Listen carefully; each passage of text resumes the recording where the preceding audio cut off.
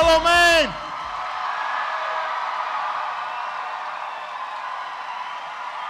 Hello, Maine.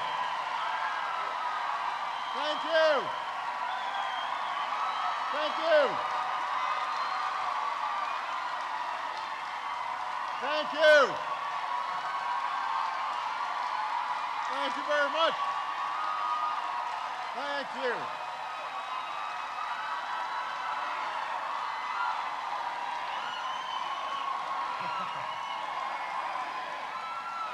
Thank you. Thank you, everybody. Thank you.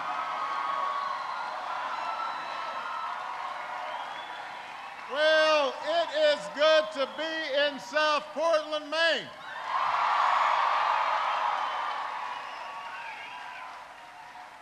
First, I love you. Thank you. It is wonderful to be here. First of all, can everybody please give Richard a big round of applause for that great introduction.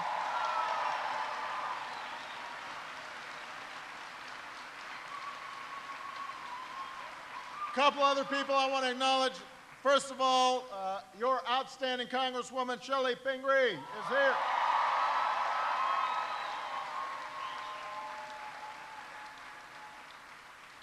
One of the great statesmen of our time, Senator George Mitchell, in the House.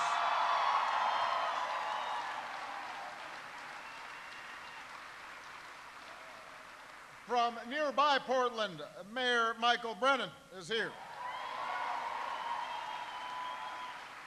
And the Maine Finance Committee and everybody who helped put this together, what a wonderful event. And whoever arranged for the great weather, good job. You know, the last time I was in Maine, it was snowing. Not surprisingly. And I love snow, but this is good too. Now, let me say this, Maine. I am here today not just because I need your help. I'm here because the country needs your help. You know, a lot of you worked really hard in 2008 in our campaign. And the reason you worked so hard wasn't because you thought it was going to be a cakewalk. You know, when you decide to support a presidential candidate named Barack Hussein Obama, then you know that, you know, this is not a sure thing. The reason you guys worked so hard wasn't just because of me, it was because you shared a vision about what America is all about. You shared a vision about who we are as a people. And that vision said that, you know, we don't just leave people to fend for themselves. We don't just let the powerful play by their own rules. It was a vision of America where we're all in it together, where everybody who works hard has a chance to get ahead, no matter what they look like, no matter where they come from, not just those at the very top, but everybody. That was the recipe for American success. That was the vision that we shared. That was the change we believed in. We knew it wouldn't be easy. We knew it wouldn't be quick. But when you think back over the last 3 years, I want you to know that because of what you did in 2008, we've begun to see what change looks like. We've begun to see it. We've begun to see it. Change is the first bill I signed into law. A law that says a woman deserves an equal day's pay for an equal day's work.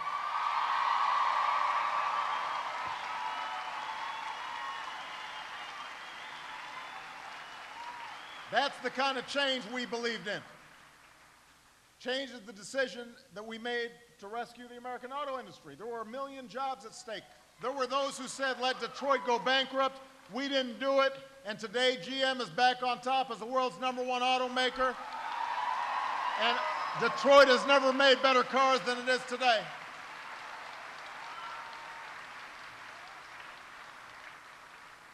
With more than 200,000 new jobs over the last 2.5 years, the American auto industry is back, and they're making better cars and more fuel-efficient cars than ever before.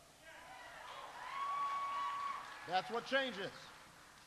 Change is the decision that we made to stop waiting for Congress to do something about our oil addiction and finally raise fuel efficiency standards on cars. And by the middle of the next decade, we're going to be driving American-made cars that get almost 55 miles a gallon, and that'll save the typical family $8,000 at the pump over time. That's what change is.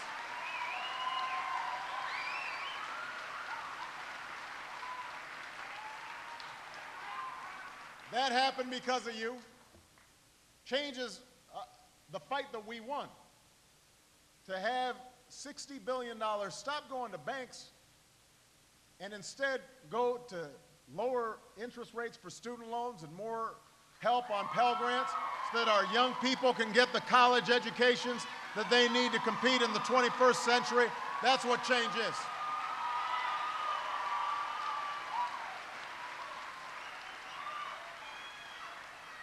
And yes, main change is the health care reform that we passed after a century of trying.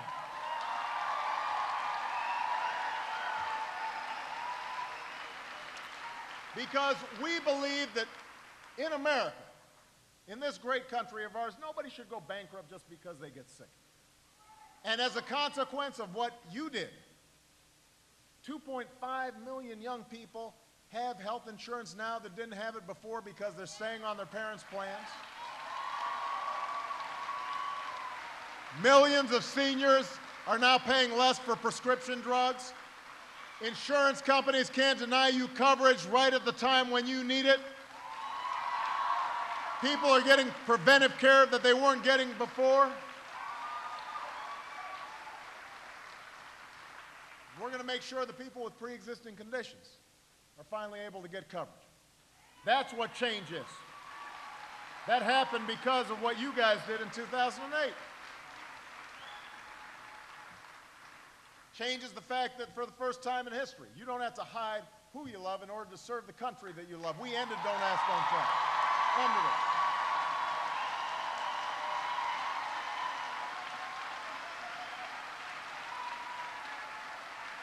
And change is keeping another promise I made in 2008. For the first time in 9 years, we don't have any Americans fighting in Iraq.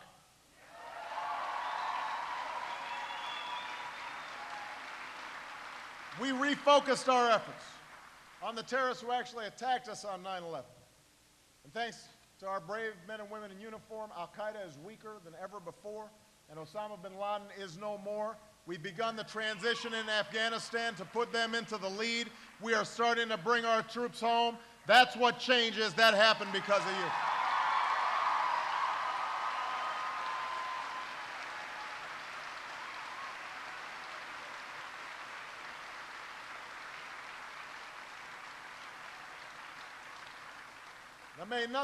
None of this has been easy.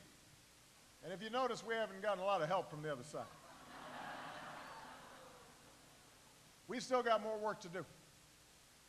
You know, I was listening to Richard tell his story, and he's absolutely right. That determination, that willingness to do whatever it takes, understanding that a job is not just a matter of money, it's also a matter of dignity and purpose and contributing to this country. You know, that spirit of Richard's, that exists all across America. But there's still a lot of folks who are still looking for work. We went through the worst financial crisis and the worst economic crisis in our lifetimes. And although we're starting to make progress, we still have too many families that are having trouble making the bills, too many folks still out of work. We're still recovering from this incredible storm.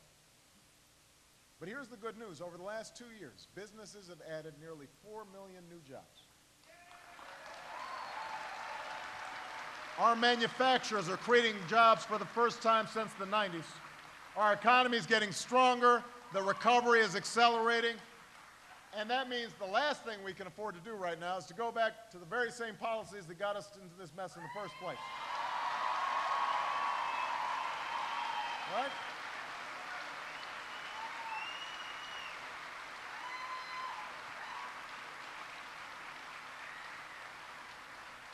But of course, that's exactly what the other side, all those folks who are running for this office, that's exactly what they're proposing.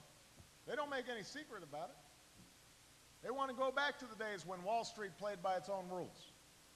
They want to roll back health care so that insurance companies can jack up your rates or whatever they want. They want to continue to spend trillions of dollars more on tax breaks for the wealthiest individuals. Even if it means adding to the deficit, even if it means gutting things like education and basic research and clean energy and Medicare, all those things that help this economy grow. Their philosophy is simple. You're on your own. That's their view, that the only way the economy can grow is if you're out of a job, tough luck. Figure it out on your own. If you don't have health care, too bad. You're on your own. If you're a senior having trouble paying your prescription drugs, that's not our problem. If you're a young person coming out of poverty, pull yourself up by your own bootstraps, even if you don't have boots. That's their vision. And by the way, you look at their budget that the Republicans in the House of Representatives just passed, it's no exaggeration. They would gut things that we've always believed were at the core of making America great. Education, basic research and science, caring for the most vulnerable. They are wrong. They are wrong in their vision of America.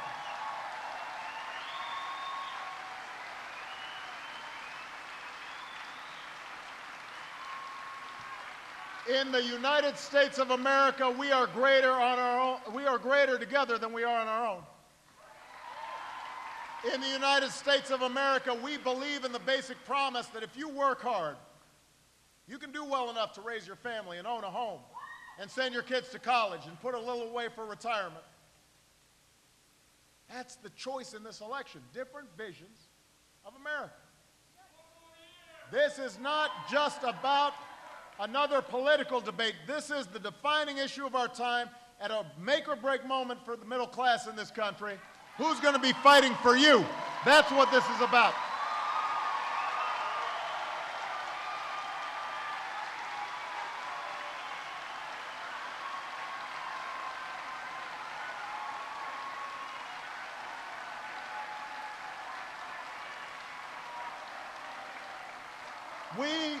We can go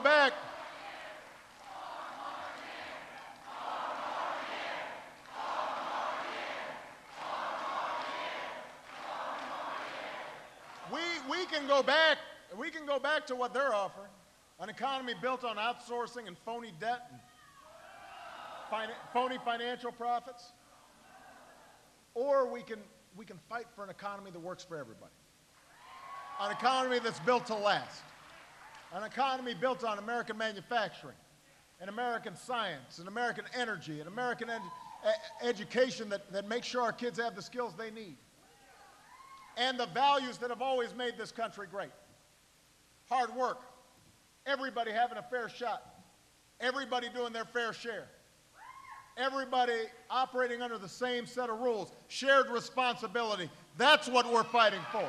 That's the kind of America we need to build.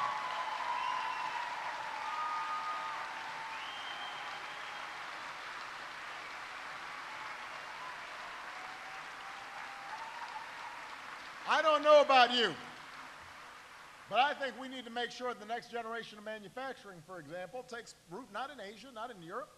I want it to take place right here in Maine. I want it to take place in factories in Detroit and Pittsburgh and Cleveland.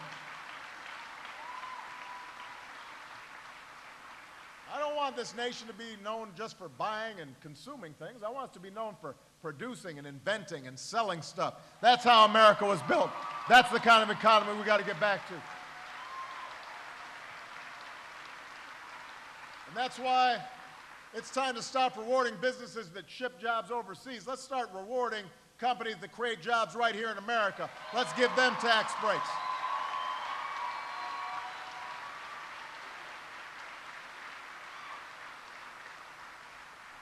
I want to make our schools the envy of the world. And we've started to do it. We started to do that. Not only are we putting more money into education, but we're also insisting on reform. And that starts with the man or woman at the front of the classroom.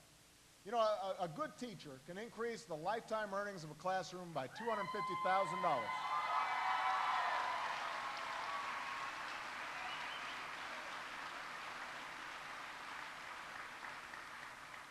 A great teacher can inspire a kid who's trapped in poverty, trapped in their own circumstances, to shoot for something higher, to dream big.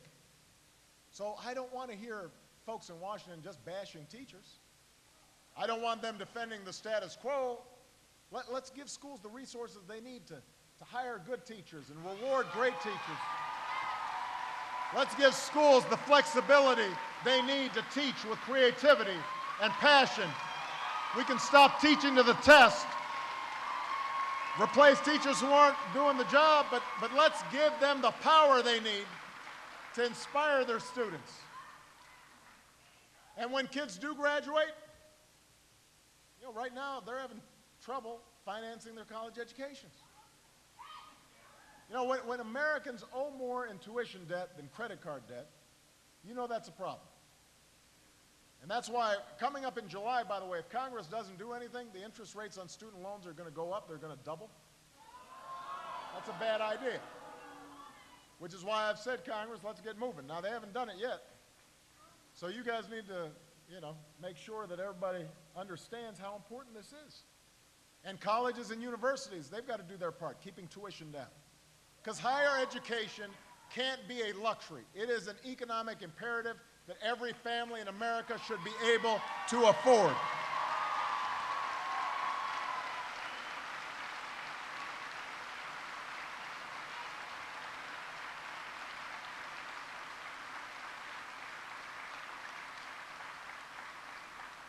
An economy built to last is one where we support scientists and research and science. Whether it's stem cell research or climate change, we want to make sure that the great medical breakthroughs happen here in the United States, and that happens because we finance research. We want to make sure that the next breakthroughs in clean energy happen here in the United States. That happens because we support clean energy.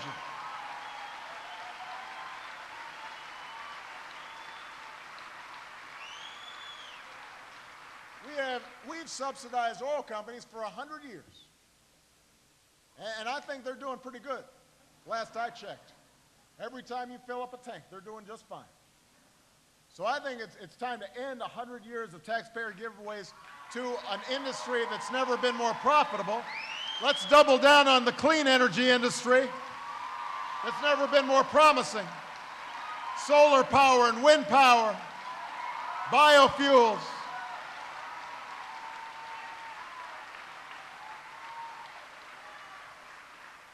And let's rebuild America. We're a nation of builders. You know, you go to other countries, they've got newer airports, better rail lines. That's not America always had the best stuff.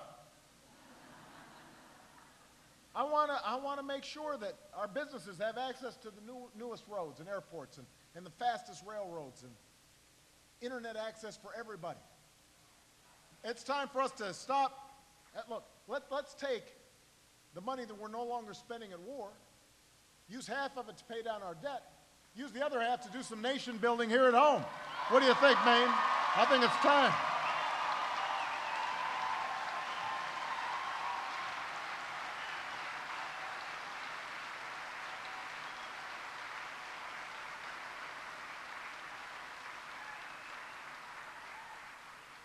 And when it comes to our deficit, when it comes to our fiscal situation, let's have a tax system that reflects everybody doing their fair share.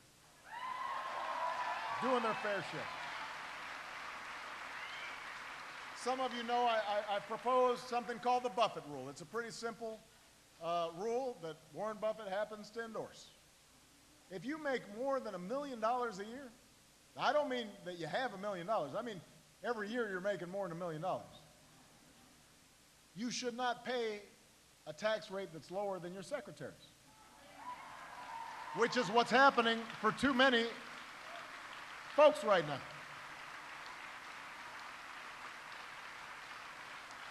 What I said is, if you make $250,000 a year or less, like 98% of American families, then your taxes don't need to go up. Folks are still struggling. But if you're doing really well, you can do a little bit more. You know, and when I say this, look, this is not class warfare, it's not class envy. This is just basic math.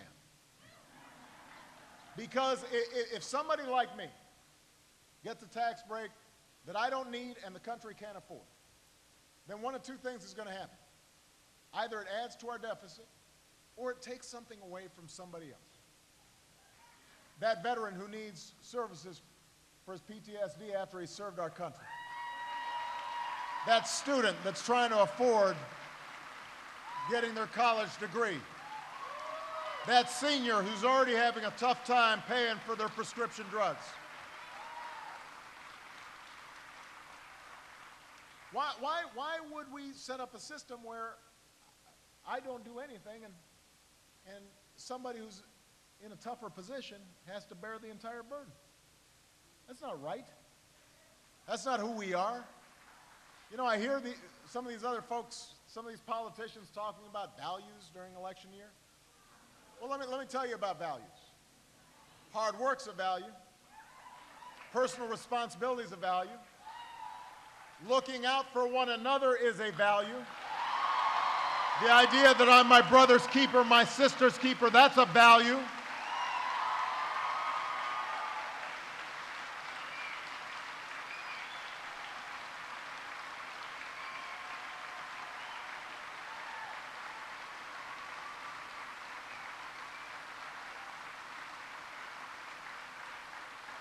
You know, you and me, all of us, we're here just because somebody somewhere at some point felt a responsibility not just to themselves, not even just to their own families, but they felt a responsibility to our fellow citizens, to our country's future. I think about my own background. You know, somebody had the foresight to say, you know, let's help people finance their college educations, and that's why my mother, a single mom, was able to get her degree even after she had me. You know, I think about, you know, when you listen to Michelle talk about growing up, her and her brother, her dad, a blue-collar worker. Her mom stayed at home and then went to work as a secretary. Neither of them had a college degree. But Michelle talks about how, you know, there were always like after-school programs and sports programs and, you know, activities for kids. Because somebody thought, you know what, let's make an investment in these kids so that they might have that ladder to opportunity. Because that's how all of America grows. Everybody here has a story like that. If it's not you, then it's your grandparents or your great-grandparents. We all have benefited because we didn't just think narrowly about the here and now and me. We thought about the future and us. This is about what we can do together. We won't win the race for new jobs and new businesses and middle-class security if we cling to this same old worn-out, tired, you're-on-your-own economics that the other side is peddling. I mean, they act like we haven't tried it. We tried it. It was tried in the decades before the Great Depression. It didn't work then. It was tried in the last decade. It didn't work. You know, the idea that you would keep on doing the same thing over and over again, even though it's been proven not to work, that's the sign of madness.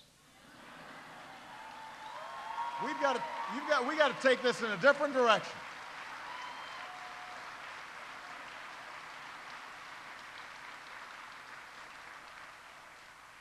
And we know that from our own experience. Look, if we attract an outstanding young person to go into teaching because we're paying them well, we're giving them support, professional development, and they go on to teach the next Steve Jobs, that's good for all of us. If we provide faster internet service to some rural part of Maine and there's some small business out there that suddenly has access to a worldwide market, that's good for the entire economy. If we build a new bridge that saves a shipping company time and money, well, workers and customers all over the country, they benefit. And by the way, this has never been a Democratic or a Republican idea.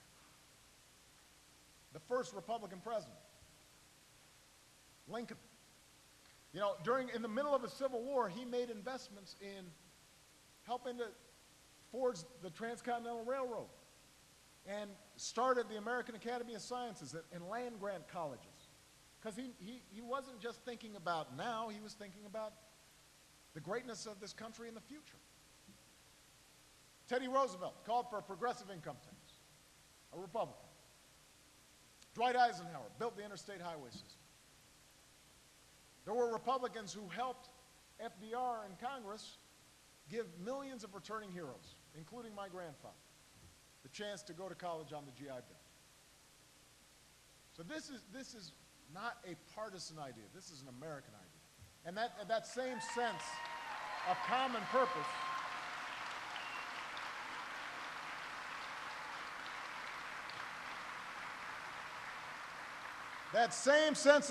purpose exists today. It's alive and well. Maybe not in Washington, but here in Maine, all across America, on main streets and town halls, when you talk to our men and women in uniform, or you go to folks' places of worship, they understand this. Our politics may be divided, but most Americans still understand that we've got a stake in each other. We're greater together. It doesn't matter what you look like, where you come from. We rise or fall as one nation and one people. And that's what's at stake right now. That's what this election is about.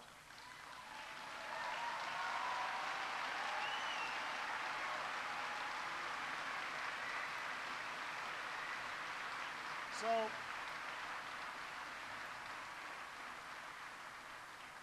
I know it's been a tough few years.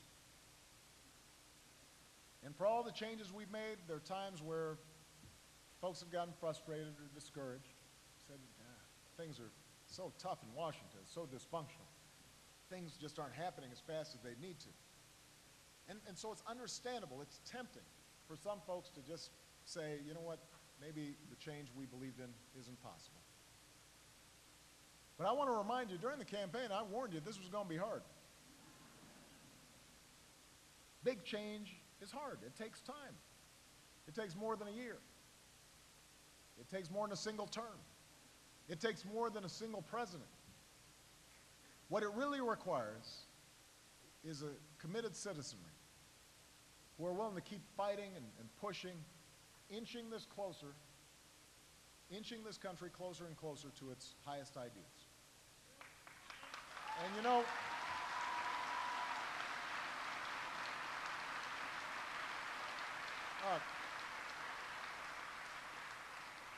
Michelle will tell you I'm not a perfect man. And I said that I wouldn't be a perfect president. But I made a promise in 2008. I said I'd always tell you what I think. I'd always tell you where I stood. And I said that I'd wake up every single day fighting as hard as I know how for you. And I have kept that promise. I've kept that promise. I have kept that promise, and so if you're willing to keep pushing with me and keep fighting with me, keep reaching for that vision that we believed in, then I promise you, we won't just win another election, but we will finish what we started in 2008, and this country will be better for it, and we will remind the world just why it is that the United States of America is the greatest nation on earth. Thank you, everybody. God bless you. God bless the United States of America.